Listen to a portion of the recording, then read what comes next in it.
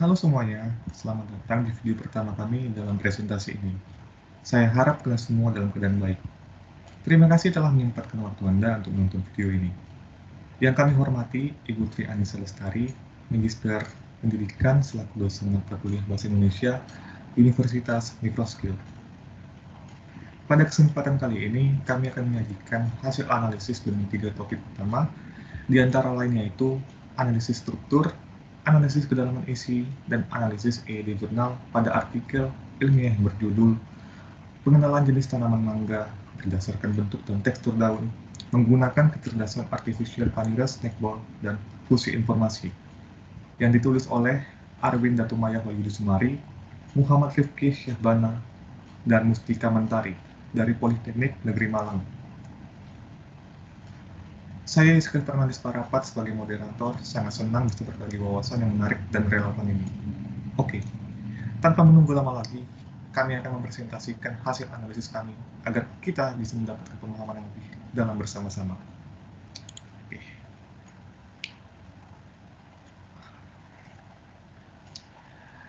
Analisis struktur. Untuk bagian ini akan dijelaskan oleh Dustin Lionel. Oke, mungkin kita bisa langsung masuk aja ke bagian awal. Ya, yang pertama itu ada identitas jurnal. Identitas jurnal di sini terdiri dari 3 bagian ya. Jadi yang paling atas itu ada penerbit dan tahun terbit. Ya, dan ada berbagai informasi lainnya seperti ada nomor DOI-nya, ada volumenya, ada ada nama penerbitnya juga. Lalu selanjutnya ada judul jurnal, ya, seperti biasa ditulis dengan huruf kapital semuanya. Lalu yang bagian ketiga itu adalah ada beberapa informasi juga yang bisa kita dapatkan, yaitu ada nama-nama penulisnya. Di sini ada 3 ya, pada kasusnya ada 3 penulis. Lalu ada program studi dan asal universitas penulisnya. Lalu ada alamat email daripada penulisnya. Dan ini sifatnya opsional ya, tidak wajib. Dan ada juga dituliskan di situ ada naskah masuk dan diterima atau diterbitkan untuk diterbitkan. Nah, itu berbeda dengan tahun terbit. Oke, mungkin boleh lanjut selanjutnya. Nah, abstrak. Kita masuk ke bagian abstrak. Nah, jadi abstrak itu kurang lebih adalah kesimpulan ataupun rangkuman, bukan rangkuman daripada inti paper yang kita tulis, penelitian yang kita tulis. Nah, di situ ada juga dituliskan kata-kata kuncinya. Jadi orang-orang bisa ataupun pembaca bisa tahu apa saja inti-inti daripada jurnal ini. Nah, di sini abstraknya dituliskan dalam 2 bentuk ya, dalam 2 bahasa, ada bahasa Inggris. Nah, itu fungsinya untuk merangkul pembaca-pembaca dari luar juga, tidak hanya dari Indonesia. Oke, mungkin boleh lanjut. Oke, kita masuk nomor 3 itu ada pendahuluan. Nah, pendahuluan ini ada banyak isinya. Ini kurang lebih adalah bagian-bagian daripada paper. Misalnya ada latar belakang, terus ada rumusan masalah, ada tujuan, manfaat yang dijadikan satu tulisan ya. Jadi tidak dipisah, ya, yang dirangkum kurang lebih. Nah, jadi mungkin ada dijelaskan di situ rumusan masalahnya, latar belakangnya ya. Latar belakang kenapa penulis melakukan penelitian ini, lalu ada landasan teorinya.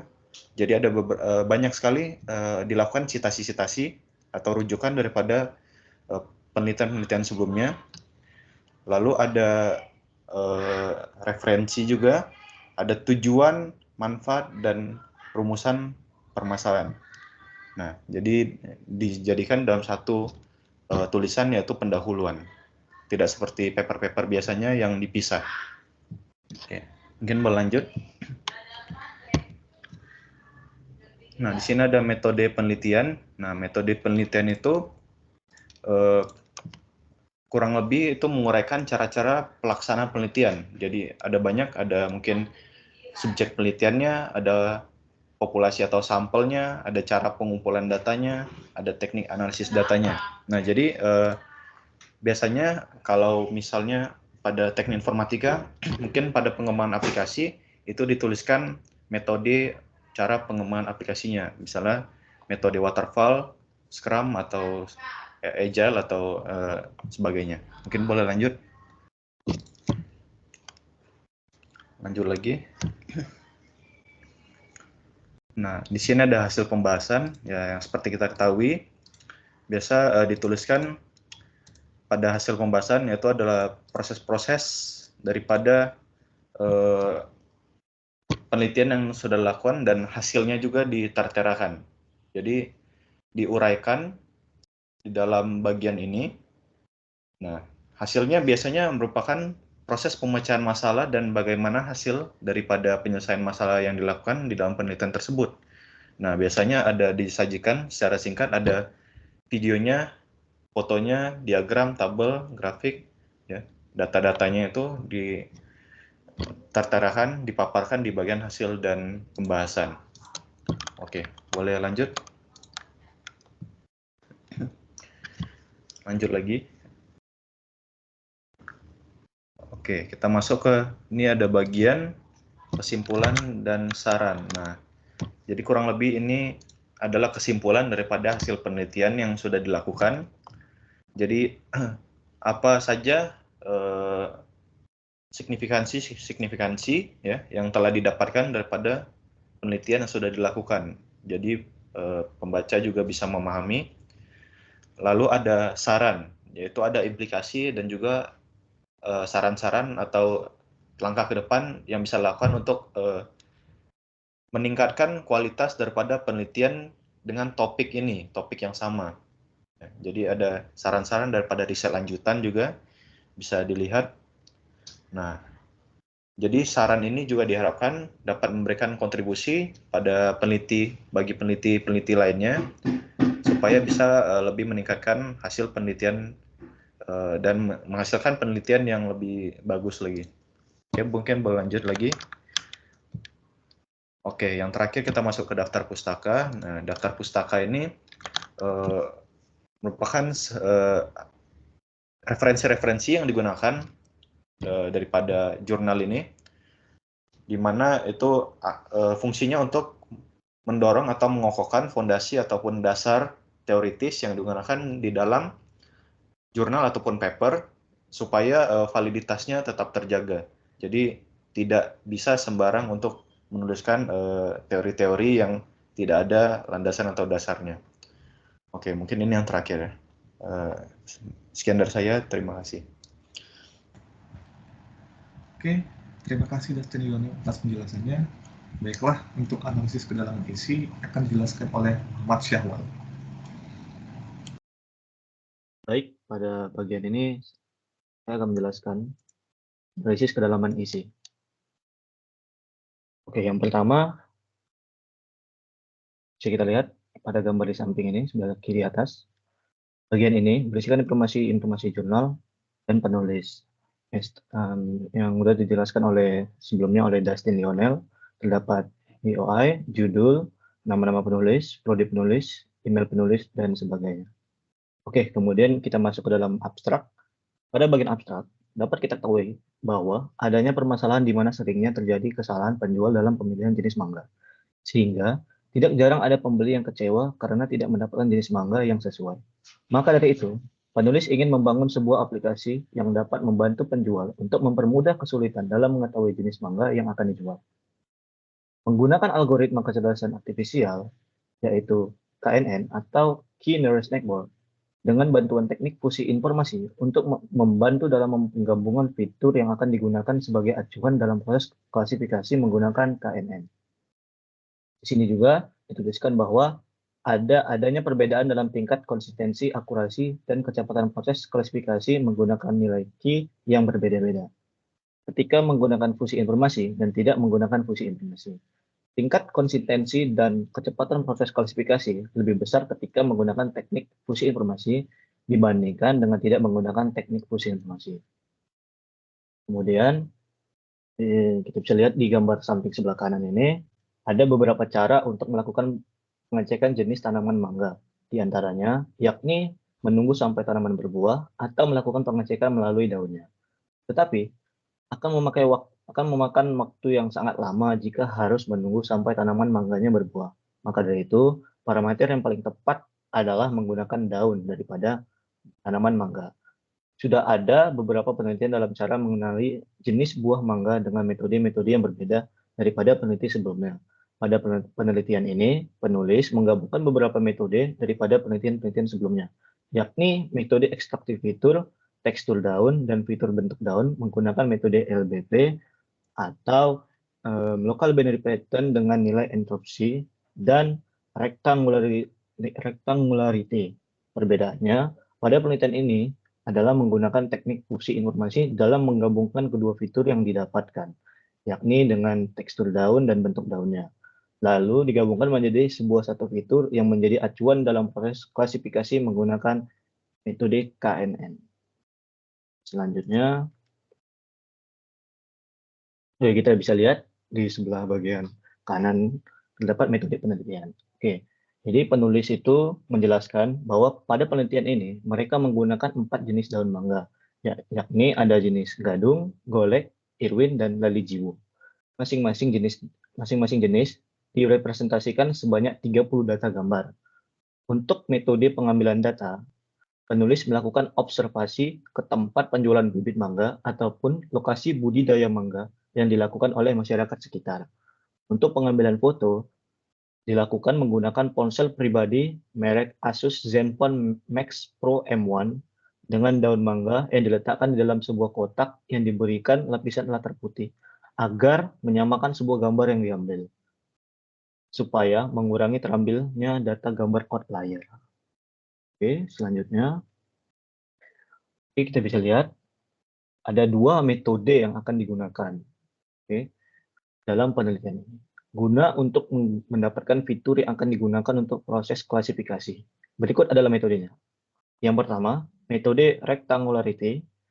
Metode ini digunakan untuk mengambil fitur bentuk daripada daun mangga. Metode ini cukup sederhana, yakni hanya membagikan luas gambar daun dan luas area gambar daun. Yang kedua, ada metode LBP atau Local Binary Pattern. Metode ini digunakan guna mengambil tekstur daripada daun mangga. Metode melakukan proses perbandingan intensitas piksel tengah dengan intensitas piksel tetangganya. Dengan membandingkan nilai tengah dan tetangganya, setiap nilai tetangganya diubah ke format biner, lalu diubah kembali ke format desimal dalam bentuk 2 pangkat n, di mana n sama dengan 0 sampai dengan 7. Dimulai dari kiri atas searah jarum jam. Baik, sekian dari saya. Oke, terima kasih Muhammad Syahwal atas penjelasannya. Selanjutnya akan dijelaskan oleh Edi Mikael. Selanjutnya, saya akan melanjutkan analisis kedalaman isi. Pada metode pengenalan citra, dijelaskan bahwa fitur merupakan metode utama dalam proses pengklasifikasian menggunakan KNN. Fitur yang bagus akan menghasilkan akurasi yang tinggi juga. Pada penelitian ini akan ada 2 jenis data yang digunakan, yaitu data untuk training daripada model AI, serta data untuk pengujian dengan total 150 data citra daripada daun tanaman mangga. Pada proses training model, dilakukan metode pengambilan fitur dengan LBP dan rectangularity. Lalu kedua fitur yang telah didapatkan diproses untuk dilakukan fusi atau penggabungan, sehingga fitur yang akan digunakan hanyalah satu fitur, yakni gabungan dari fitur bentuk dan fitur tekstur menggunakan fusi informasi. Setelah dilakukan proses fusi atau penggabungan, fitur gabungan digunakan untuk melakukan proses klasifikasi menggunakan klasifikasi KNN. Setelah dilakukan klasifikasi, output atau keluaran disimpan ke dalam database yang nantinya akan digunakan sebagai referensi ketika melakukan pengujian sebenarnya. Pada proses pengujian, langkah yang dijalankan hampir sama dengan langkah ketika training. Pada pengujian, ada langkah tambahan yang dilakukan, yaitu langkah pengambilan data pelatihan. Lalu, melakukan pengenalan menggunakan data pelatihan yang sudah ada. Jika jenis daun mangga dapat dikenali, maka akan dikeluarkan keluaran, yakni jenis mangga tersebut. Jika tidak dikenali, maka proses akan diulang kembali dari awal sampai keluaran didapatkan. Selanjutnya, fusi informasi merupakan teknik untuk menggabungkan fitur-fitur daripada data menjadi satu fitur yang digunakan acuan untuk proses klasifikasi, sehingga mengurangi kompleksitas proses perhitungan yang dapat mempercepat proses komputasi, FEI, FEO, atau fitur in, fitur out, merupakan mode fusi yang digunakan pada penelitian ini. Pada penelitian ini ada dua fitur yang digunakan, yakni bentuk daun dan fitur tekstur daun. Dengan menggunakan fusi informasi, kedua fitur tersebut digabungkan menjadi sebuah fitur terfusi dengan cara dilakukannya exclusive OR pada kedua fitur tersebut. Setelah dilakukan penggabungan, maka fitur terfusi yang akan digunakan sebagai metrik atau parameter pada proses klasifikasi KNN nantinya. Selanjutnya, pada penelitian ini, metode untuk melakukan pengukuran kinerja model atau sistem AI menggunakan metode confusion matrix, di mana berfungsi untuk menghitung akurasi daripada ketepatan klasifikasi KNN. Selanjutnya, lalu pada proses ekstraksi fitur digunakan dua metode, yakni rectangularity dan LBP serta entropi. Pada proses pengolahan citra ada beberapa tahap yang dilakukan, yaitu resize atau mengubah resolusi, grayscale atau mengubah warna keabu-abuan, binarization mengubah warna menjadi hitam putih, dan cropping atau memotong bagian yang tidak perlu. Selanjutnya, di atas terdapat tabel yang mempresentasikan nilai fitur yang dihasilkan setelah proses fusi kedua fitur, bentuk dan tekstur. Di bawahnya terdapat gambar dari interface aplikasi untuk melakukan proses pelatihan dan ekstraksi fitur. Di sebelah kanan terdapat gambar interface aplikasi untuk melakukan proses pengujian. Setelah dilakukan penginputan gambar daun mangga gadung, keluaran yang dihasilkan adalah gadung, di mana berarti hasil yang keluarkan merupakan hasil yang diinginkan. Selanjutnya, dilakukan perbandingan antara pengujian klasifikasi yang menggunakan fitur terfusi dan fitur tidak terfusi, di mana didapatkan kesimpulan sebagai berikut. Pertama, hasil yang didapatkan adalah konsistensi pada klasifikasi yang menggunakan fusi informasi lebih tinggi dibandingkan yang tidak menggunakan fitur terfusi. Kedua, ditambah juga kecepatan komputasi ketika menggunakan fitur terfusi lebih cepat 0,11 detik daripada tidak terfusi, di mana akan sangat berdampak jika akan mengklasifikasi 10.000 data. Ketiga, K sama dengan 11 adalah nilai K yang paling optimal dengan akurasi tinggi sebesar 70%. Selanjutnya, di sini terdapat 15 referensi yang digunakan peneliti pada jurnal ini. Sekian analisis kedalaman isi. Oke, terima kasih Edi Mikael atas penjelasannya. Baiklah, untuk analisis IED jurnal akan dijelaskan oleh Dida Aditya. Baik, saya akan melanjutkan penjelasan dari analisis EYD jurnal. Dalam abstrak terdapat sebuah ketidakkonsistenan penulisan yang perlu diperhatikan, yaitu penggunaan istilah fusi informasi. Slide selanjutnya.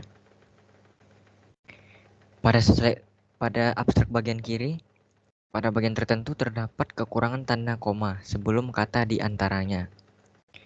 Lalu pada abstrak yang sebelah kanan ini, pada bagian fitur, bentuk, warna, dan tekstur terdapat kekurangan tanda koma yang seharusnya menghubungkan elemen-elemen tersebut secara jelas. Selanjutnya. Pada metode LBP,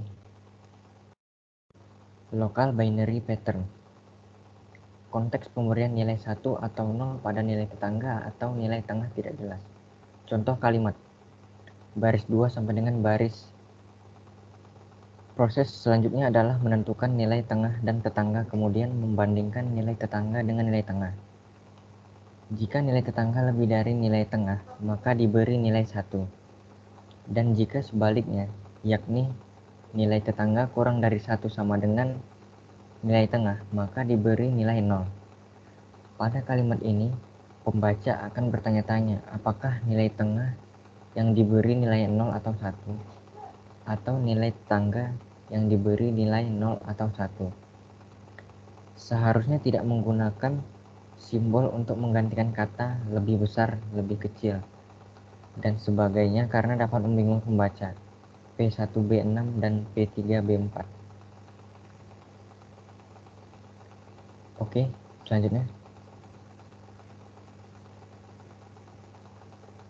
Pada penggunaan istilah objek tidak baku, seharusnya ditulis sebagai objek yang merupakan bentuk penulisan baku. Kalimat pertama perlu diperjelas. Setelah kata diperoleh, seharusnya ditambahkan tanda koma, lalu diikuti dengan kata lalu. Pada kalimat terakhir, terdapat pengulangan kata semua yang tidak efisien. Oke, selanjutnya. Perlu penambahan koma pada beberapa bagian kalimat untuk menghindari panjang yang berlebihan. Selain itu, terdapat kesalahan penulisan kata memilik yang seharusnya ditulis sebagai memiliki. Lalu pada paragraf 2, itu terlalu pendek dan sebaiknya digabungkan dengan paragraf 3 agar lebih merata dalam penyajian informasi. Dan dengan menggabungkan kedua paragraf ini akan menciptakan kelanjutan yang lebih baik dalam pengembangan ide dan memberikan kekonsistenan pada struktur paragraf. Selanjutnya, untuk kalimat pertama, disarankan untuk menambahkan tanda baca koma pada beberapa bagian agar kalimat tidak terlalu panjang. Selain itu, terdapat ketidakkonsistenan dalam penulisan kata entropi yang seharusnya ditulis dengan huruf kecil menjadi entropi. Baik, mungkin itu saja yang bisa saya sampaikan. Oke, terima kasih Linda Aditya atas penjelasannya. Itulah informasi yang dapat kami bagikan pada kesempatan ini. Jika terdapat kesalahan atau kekurangan dalam penyampaian, kami ingin menyampaikan permohonan maaf yang sebesar-besarnya. Kami juga menerima kritik dan saran dari Anda, karena itu sangat berarti bagi kami untuk meningkatkan kualitas presentasi di masa mendatang. Terima kasih atas kesediaannya untuk bersedia menonton video kami. Sekian dan terima kasih.